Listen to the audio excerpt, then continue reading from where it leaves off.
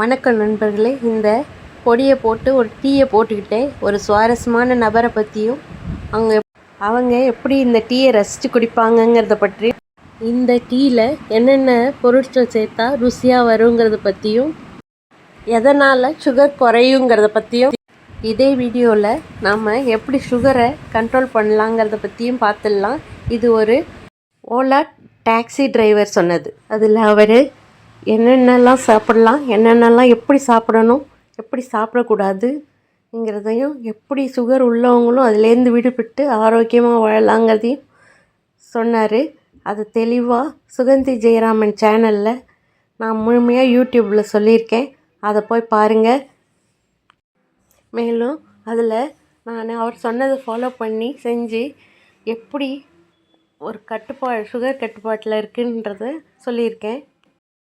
அதில் நான் எனக்கு ஏற்பட்ட ஒரு சுவாரஸ்யமான அனுபவத்தை பற்றியும் ஒரு முக்கியமான ஆளை பற்றியும் சொல்லியிருக்கேன்.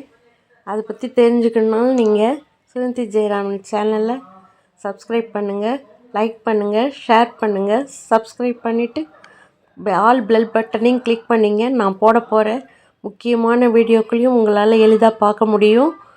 நீங்கள் கண்டிப்பாக இந்த என்னோடய பெரிய வீடியோவுக்காக ஃபுல் வீடியோவை சுகந்தி ஜெயராமன் சேனலில் போய் பாருங்கள்.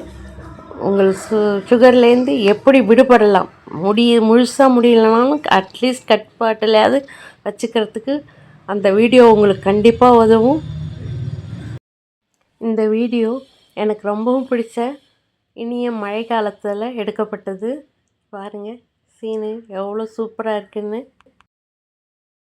இந்த டீயை எப்படி போடுறது, எப்படி வயிறு சுத்தம் பண்ணலாம், எப்படி சுகரை குறைக்கலாங்கிறதெல்லாம் சுகந்தி ஜெயராமன் சேனலை பார்த்து தெரிஞ்சிங்க. இந்த வீடியோ முழுசாக பார்த்தீங்க. நன்றி, வணக்கம்.